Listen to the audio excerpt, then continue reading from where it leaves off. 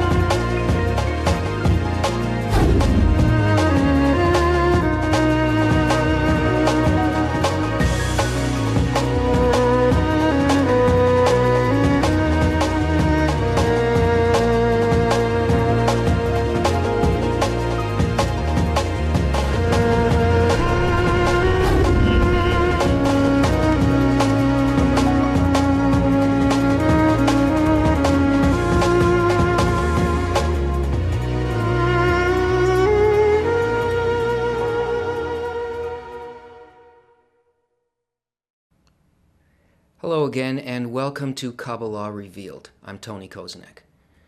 You've heard us speak several times about the ladder of ascent from our current perceptions, limited perceptions of reality, to all the way up the 125 levels until a person reaches equivalence of form with the Creator.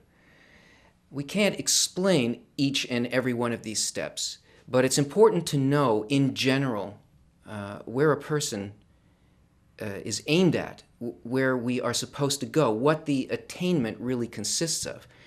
And Baal HaSulam, in his introduction to the study of the 10 spheres, the 10 Sephirot, covered a lot of very important fundamental information. One of the things that he talks about is the states that a man can be certain that he will go through in the attainment of this higher perception. He breaks it down into 5 states.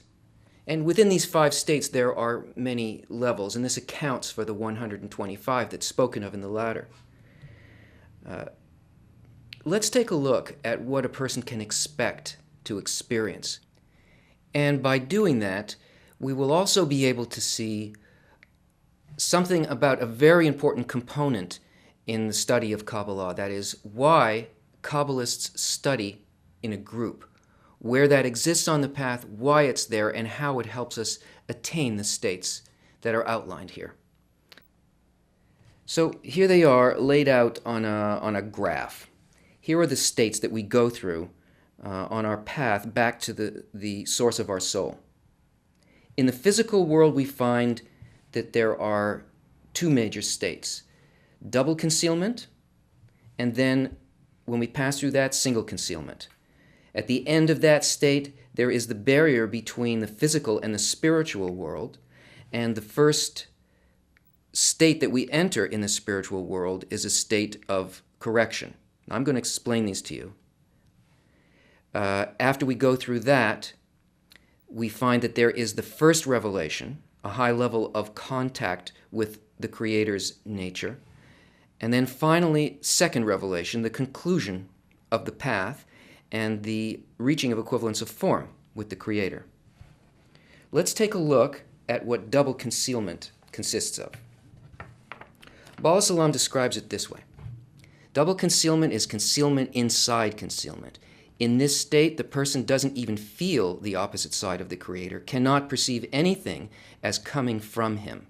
He feels that the Creator has abandoned him, disregards him completely. He attributes suffering to destiny and blind nature. Being confused by the Creator's attitude towards him, the man loses faith. Now, we're not speaking about somebody who is not on the path here. This is not the state of the world in general or of the masses for whom the reality of the Creator does not exist in them as anything really tangible or anything that motivates them. This is about a person who is in a kind of an unconscious state in regards to this desire, but still finds that his life and its direction is becoming organized by a desire to really understand why things happen to him the way that he does. So that a person feels that there is a creator, but that he's abandoned, that's already a relationship, and it's already the beginning of a desire. That's why we call it the beginning of a path. And it says that he loses faith. So Baal HaSulam describes what the visceral sort of experience is for the person. When the person prays about his misfortunes and he performs good deeds, he receives no response. That is, he's trying to have a relationship with the Creator, but it's based on his confused understanding. He makes a movement towards the Creator. After he stops praying, he suddenly receives an answer. So in his first action, according to his understanding, nothing. Creator's not there. Abandoned me. When he stops, he begins to feel comfortable in his will to receive. He receives an answer. In other words, the suffering that he had is kind of mitigated by the fact that he's stuffing himself with self-satisfaction. He says, then as the person begins to believe in divine providence and corrects his actions, he's ruthlessly thrown back. So as he progresses on the path, the response from above that a person feels is a complete rejection. That is a loss of faith. And this is a force happening towards the person who wants to be on the path. But this is the way that it's felt by the person. And he stops believing, and he commits evil deeds. And luck comes his way, and he feels peace, and money is gained by crooked ways. In other words, when he engages in his doubt, he looks around and he sees, yes, the physical world and my own kind of well-being this is the way to go. This is where my satisfaction lies. And it seems to him that the people who aspire to the Creator are poor, sick, despised, uncivilized, stupid hypocrites. Why? Because in his kli, in his sensation, they're nuts. His experiences just told them there really isn't anything there. That's not reality. Those are dreams. Let's get real. And that those who do not seek the Creator seem to be prosperous, healthy, calm, clever, kind, amiable, and self-assured, right? He sees that the people who don't pursue this path that he was pursuing have a good life. He perceives them as happy. And there are the props of his reality.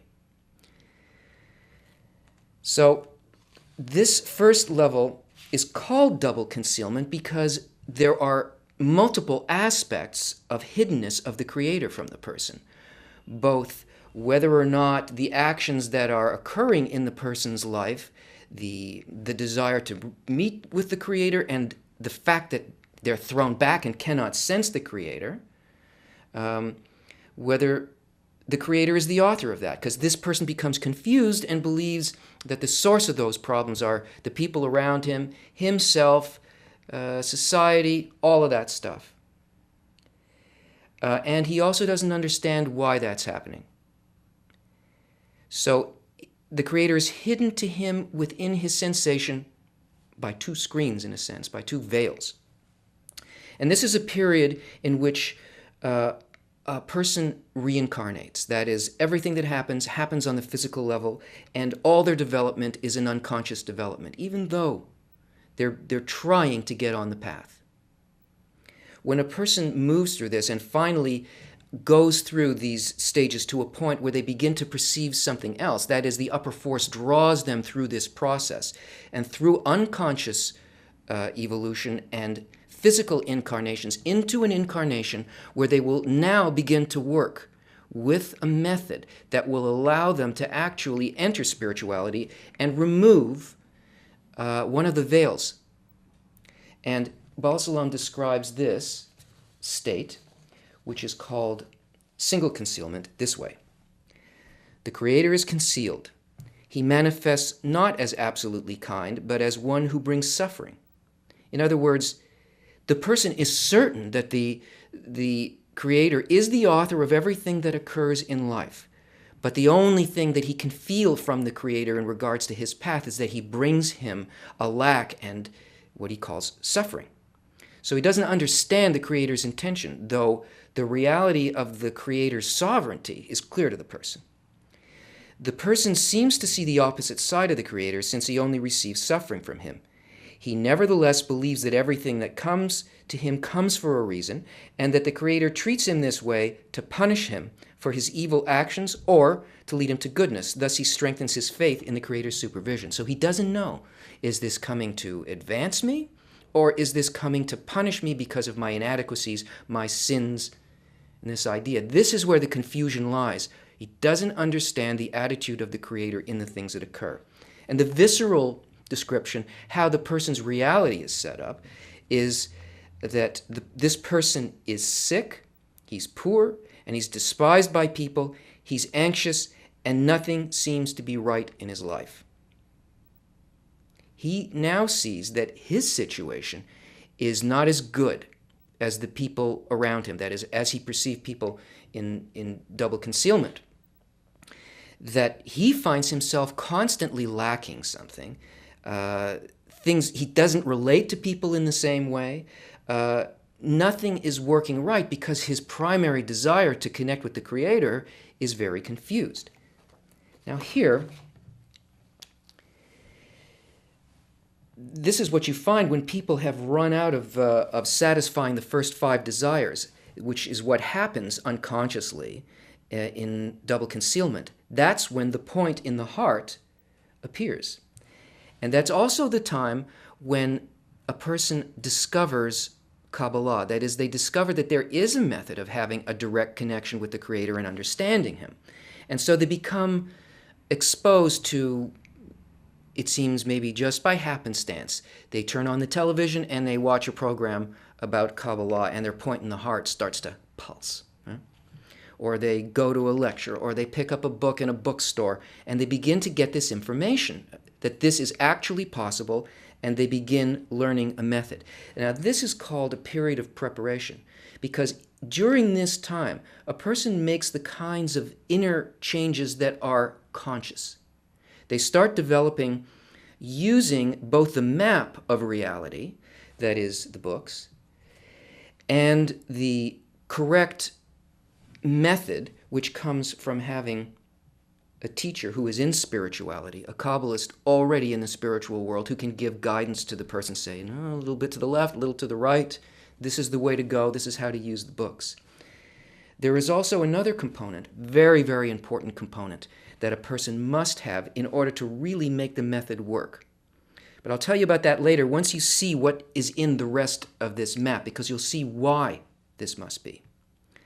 So when a person actually completes this method of preparation and penetrates the barrier into the spiritual world, he enters a state called a state of corrections. This is when the person loses the confusion as to whether he has a direct sensation of the Creator or not, and begins to work in the correction of desires. That is, the 613, 620 desires, mitzvot, become corrected through a sensation of direct connection to the Creator, where a person begins to feel the results of their own attitude and the difference of their attitude towards the Creator in a reciprocal mode, and corrects desires 613, 620 until they come into alignment with the desire or the intention that the Creator has towards them.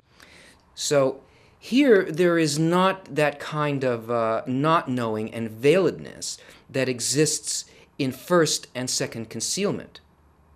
Here, in the double and single concealment, we have what we experience as free will.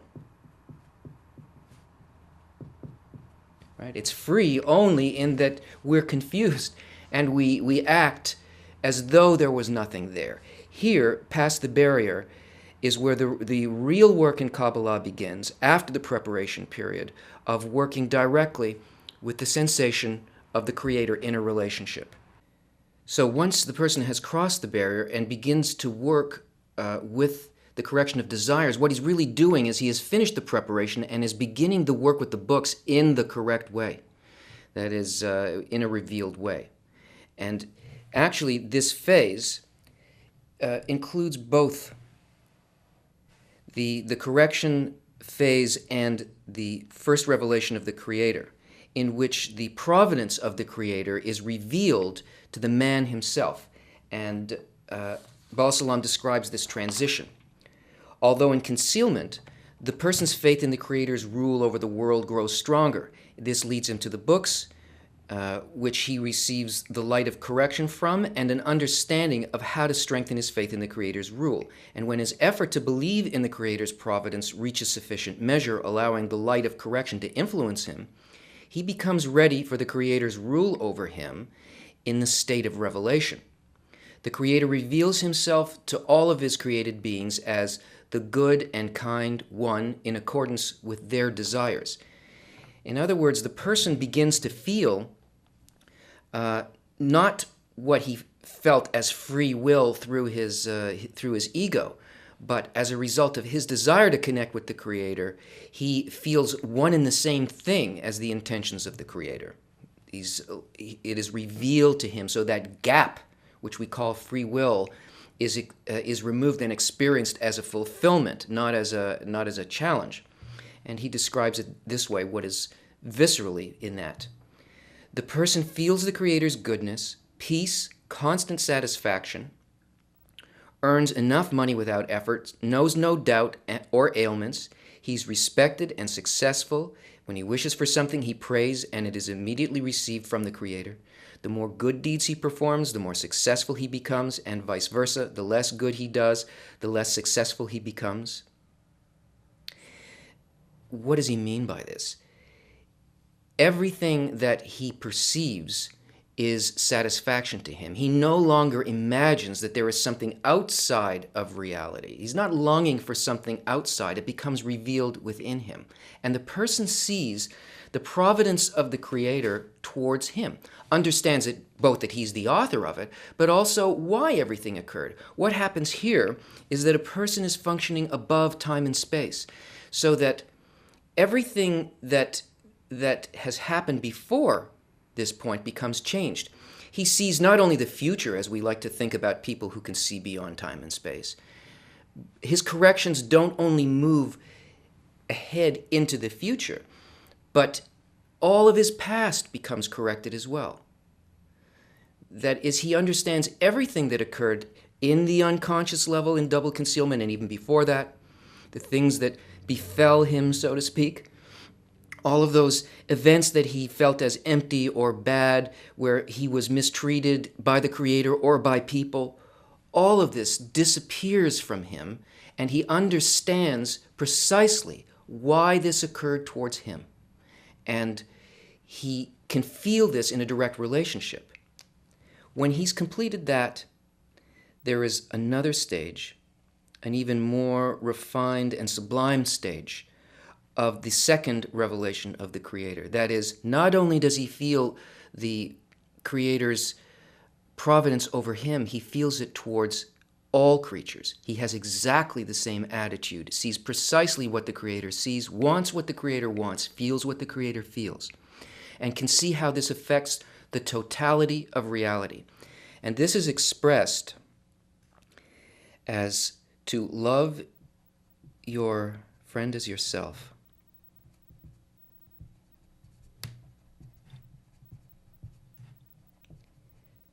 To love your friend as yourself. And by experiencing love your friend as yourself, that veil is removed and the person achieves love your Creator.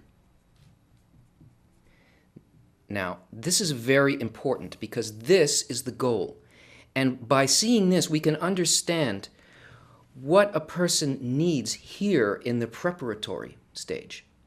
Here, in order to reach this state, a person has to begin developing a method that deals with that state. The state of love your friend as yourself, the state in which everything is interconnected and functions just for the purpose of the fulfillment of the whole. Now, that's not possible just by reading books by yourself or taking direct instruction from a Kabbalist in spirituality. This is where a person makes the transition and creates a point of true free will by creating their environment. They need a group.